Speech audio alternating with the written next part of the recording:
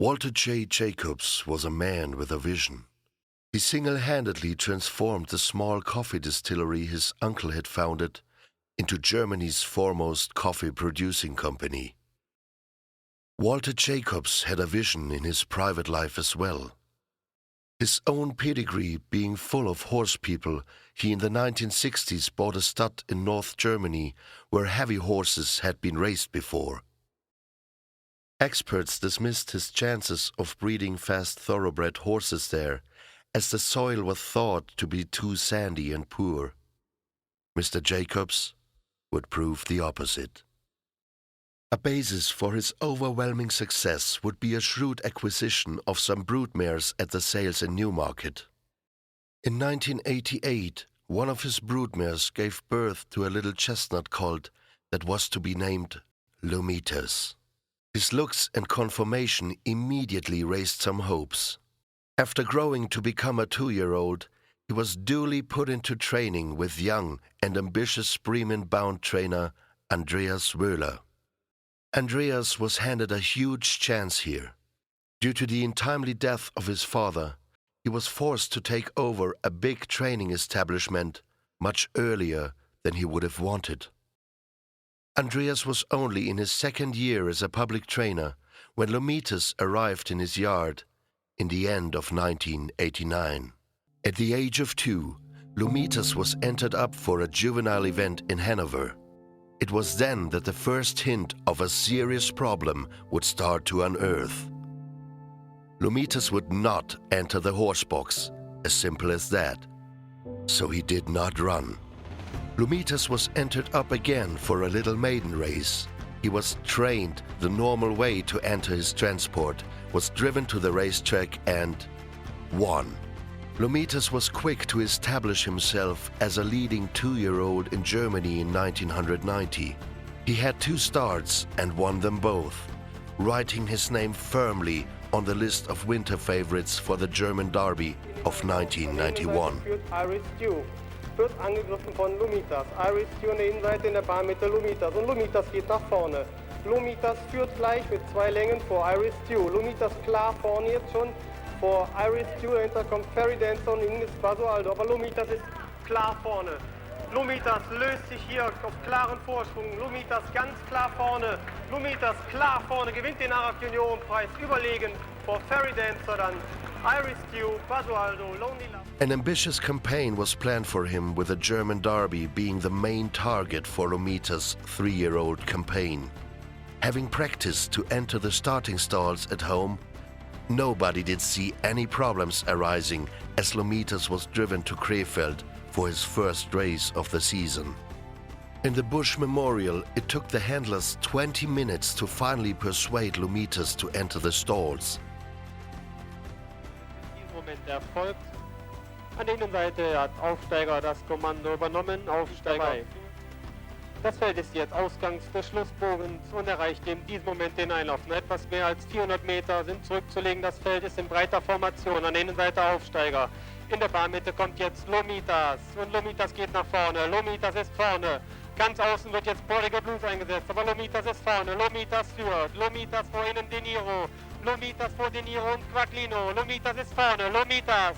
Lomitas führt mit 2 Längen, mit 3 Längen. Lomitas. Lomitas löst sich hier. Lomitas gewinnt leicht vor Quacklino.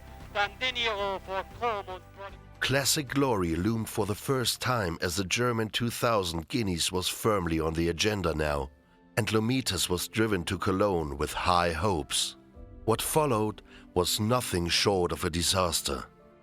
This time, 20 minutes were not enough to press Lomitas into the stalls. The horse had made up his mind. He would not enter the stalls. With the major Derby trials and the Derby itself only weeks away, it became clear that this problem would not just vanish. The horse, for whatever reason, did not want to cooperate anymore, and man would have to go down a different path in search for a solution. At this point, a certain Monty Roberts enters the story. He had just given a highly publicized show to the Queen of England, who in turn was deeply impressed by Monty's different approach to communicate with even the most unruly horses. Nobody had ever heard of him in Germany, and whispering to horses was certainly different to what horsemen had been doing to horses so far.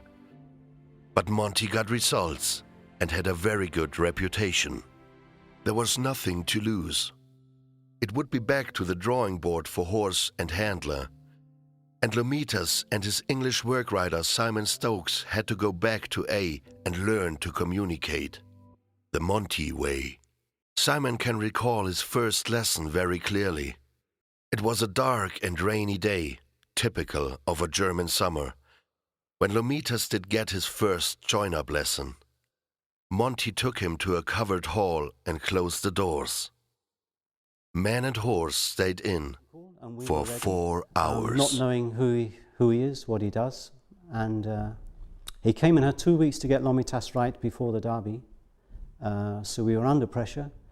And they bonded, and Monty did a join-up, which I'd never seen before in my life, and communicated, and the horse loved it. As the Derby drew closer, Lomitas was sent to the last possible trial, a listed race on his local track Bremen.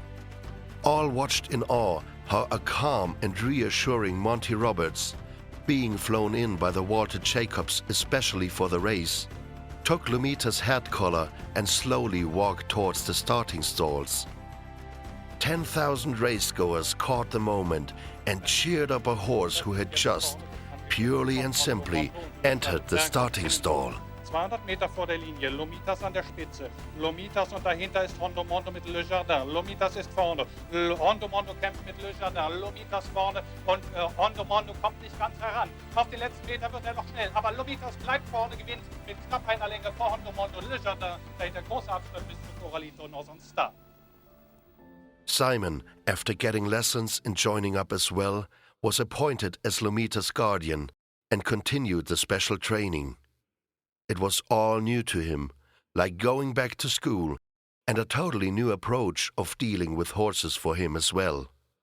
The Derby.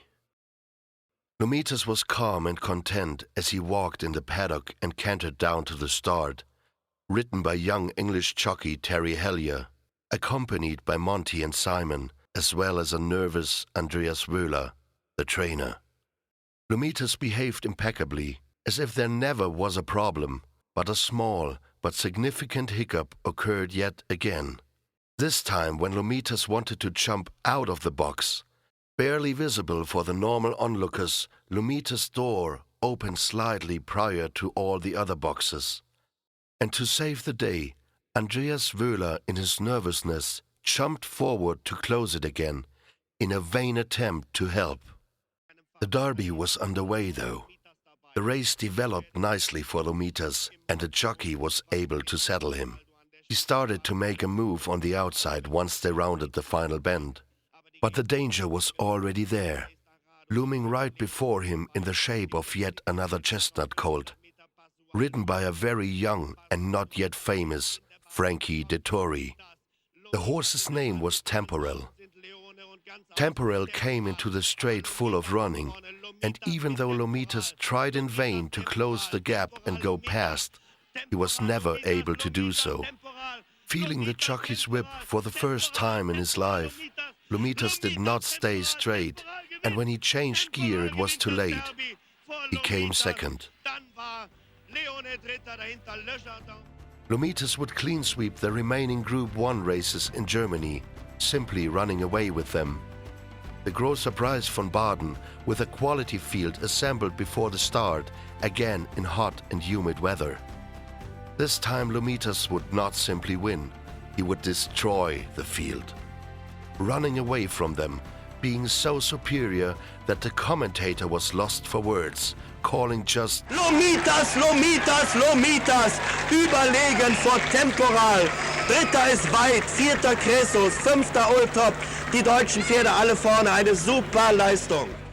Lomitas then won the Großer Preis von Europa in Cologne, and there was a lot of talk whether he should be sent to Paris for a crack in the Prix de l'Arc de Triomphe. His wise owner did not want to rush a young horse, assuming there would be another edition to tackle Europe's most famous Wait for Age event. Lomitas was officially rated third best 3-year-old in Europe and was voted Horse of the Year in Germany. Lomitas wintered well and ran 2 very good races in 1992, though got beat once. He came back to Hamburg to erase his second place in the Derby out of the heads of the Hamburg crowd. And nobody did see the dark cloud that was to come nearer with every day, putting Lomitas' racing career and ultimately his life in balance.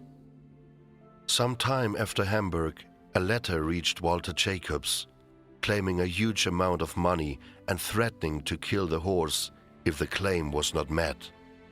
People surely would not kill an innocent horse, but action was taken as Lomitas got a night watchman to protect his stable box regularly, and the police was informed as well.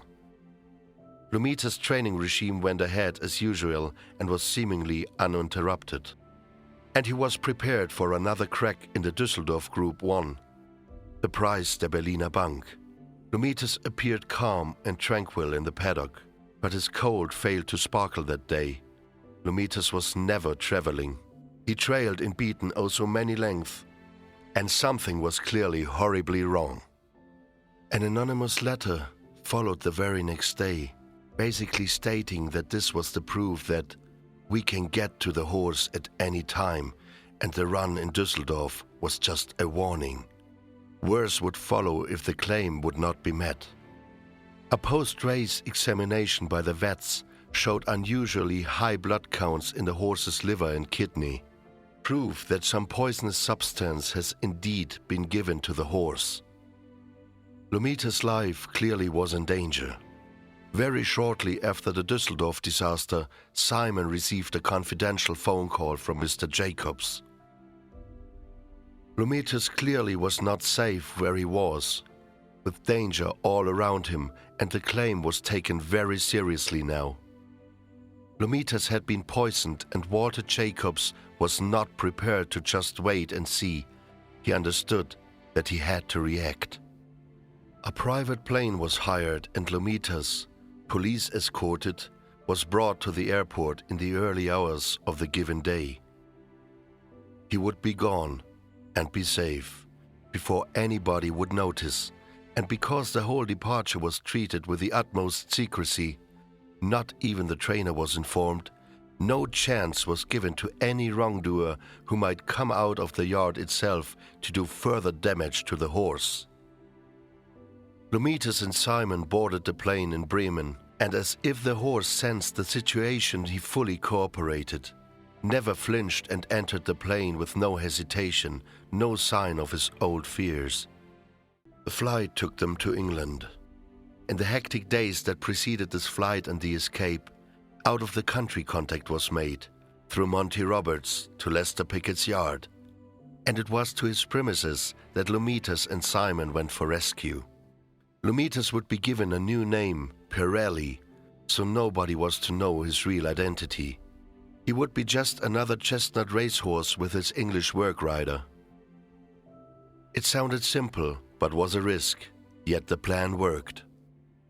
Simon Stokes' diary notes an extra special workout in the middle of September '92, the day Lomitas gave indication that he started to pull all the trouble behind him.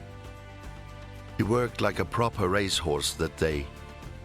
Everybody could see the progress the horse was making, and it would be only a matter of time before facts would be leaking out. Connections were keen not to reveal their true identity still, and it became clear that Lomitas had to move on. He was bred to be a racehorse, and his development and improvement showed that after all the threats and troubles, Lomitas still wanted to be one. But coming back to Germany was out of question, and England was too nearby and not deemed to be safe. So Lomitas and Simon would move again, would board yet another plane that was to bring them both further away from criminal intent, further away from the danger. They would fly to America. Monty Roberts' part in this move cannot be underestimated. He arranged the horse to be put in proper training over in the States. and chose Ron McAnally, a top racehorse trainer based in Santa Anita, California. Lomitas would have a job again. He would be a racehorse once more, as connections were keen to gain reward for the stolen time. Lomitas' story does not end here. He was trained and did run in America. He raced 4 times, winning 1 small race, but ultimately paid the price for the drugs and poison in his body system, as his feet could not be cured properly and caused him trouble and pain. He was still ill. He needed a rest, so his life as a racehorse came to the end, but he was not disgraced. It was time for Lomitas to come home. It's the dream of every breeder to breed a horse good enough to come back to his home soil as a stallion, being able to pass on his superior genes to further generations. Lomitas was the champion Walter Jacobs had hoped for, and Lomitas did come back with his head held high. Lomitas started to cover his first season at his home Gestüt Fährhof in 1994, closing a circle. He was born and raised here, took his first ungainly steps with his tiny hooves when he was born on the farm back in 1988, fully 6 years before. Lomitas wasted no time in proving just how good he was in his second career as well. His first crop included champion race horses Silvano, Belenos and Sumitas, Arlington Million winner, Derby winner, and German 2000 Guineas winner in between them, and he has never looked back since. Lomitas died in 2010, aged 22. And what a legacy he left. It was his daughter Daydream who, among many top-class races, stormed home to win the Arc of 2011, thus winning the race he himself was denied to contest. His memories are golden, and he is much missed.